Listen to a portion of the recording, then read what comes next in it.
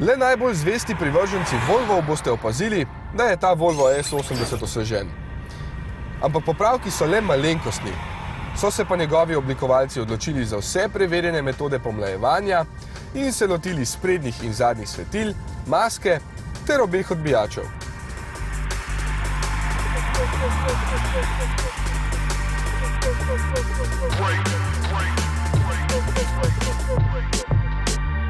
Res je, da ta 80-tica izgleda kar precej drugače od svoje predhodnice. Bolj agresivno, športno in mikavno tudi za netipične voznike Volvov. Zasluge za to grejo paketu opreme Air Design, ki s podaljški pragov in spoilerjev zunaj ter z aluminijem v notranjosti privablja dinamične kupce. Tako nekako naj bi po mojem mnenju moral izgledati vsak S80.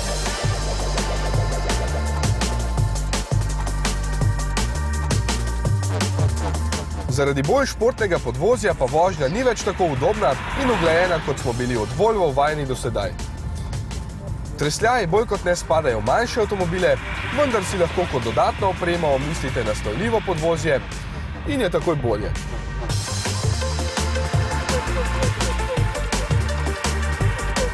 Povsem novo pa je tisto, kar hromi pod motornim pokrovom. Dizelski 5-valjnik s svojim značilnim zvokom ima po novem 151 kW, kar je dovolj za spopad s konkurenco, ki tudi nezadržno povečuje svojo motorno konjenico. Po zaslugi dveh turbin krasno vleče, v vseh vrtljajih, edino precej glasen je, kar bo nekaterim všeč, udobja vajenim pa malo manj.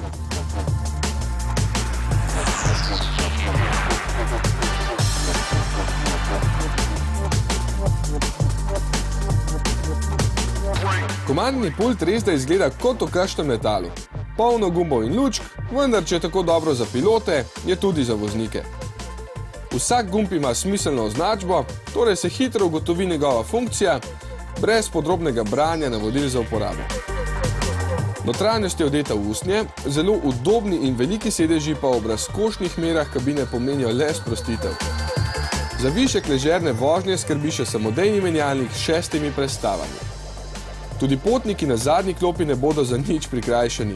Ne smemo pa pozabiti še na varnostne pripomočke, kot sta radarski tempomat in senzor za mrtvi kot.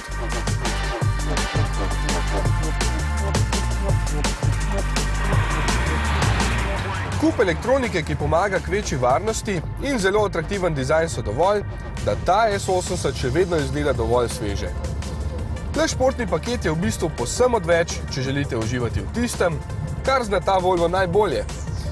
Torej varno, brezskrbno in udobno peljati svoje potnike.